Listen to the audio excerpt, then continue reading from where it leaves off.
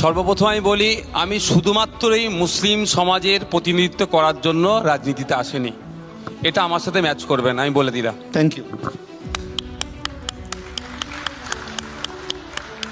দ্বিতীয়ত, যে তিমিরের কথা বলছেন আর ভোট ব্যাংক, তিমির থেকে কিভাবে, অন্ধকার থেকে কিভাবে আলোতে নিয়ে আসা যায় তার প্রচেষ্টা চালাচ্ছি। আর ক্যাপটিভ ভোট ব্যাংক হিসাবে যে আছে ওটাকে ভাঙতে চাইছি।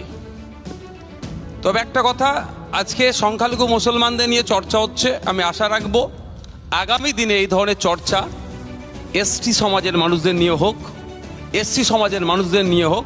আর অনুরোধ করবো অন্তত আমাকেও সেখানে যেন আমন্ত্রণ জানানো হয়।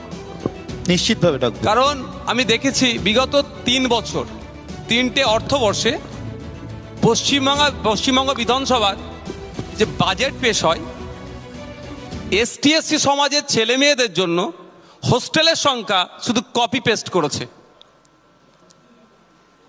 এখন অনলাইনে বাজেটের সম্ভবত বই দিয়ে দিচ্ছে, দেখতে পাবেন। মানে নতুন করে কোনো আর হোস্টেল তৈরি হচ্ছে না।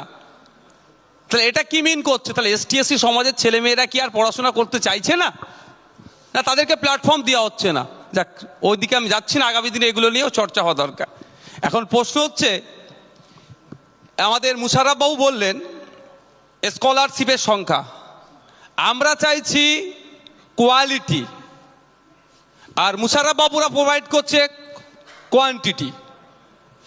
একটা সময় ছিল স্কলারশিপ 6,000 টাকা, 8,000 টাকা, 14,400। আজকের ডেটে 1,000 টাকা স্কলারশিপ। 1,000 টাকা স্কলারশিপে যদি হিসাব করে দেখা যায় পার ডে 3 টাকার কাছাকাছি হচ্ছে। সেটা নিয়ে সে গরিব, আর্থিকভাবে দুর্বল ছেলেটি কি করবে? এখানে আমি সহমত নয়।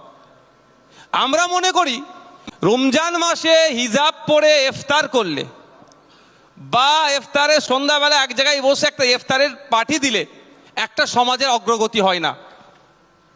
আমরা মনে করি যদি কোনো সমাজকে অগ্রগতির দিকে নিয়ে যেতে হয়, তাহলে সর্বপ্রথম আলিয়া ইউনিভার্সিটির সর্বোচ্চ বডিতে, যাকে মমতা ব্যানার্জি বলেছে নটোরিয়াস ক্রিমিনাল, তাকে না বসিয়ে তৃণমূলের আইপিএস আছে, প্রফেসর আছে, মাস্টার আছে, টিচার আছে, যে সমস্ত বিধায়করা, তাদেরকে ওই পদে বসানো দরকার।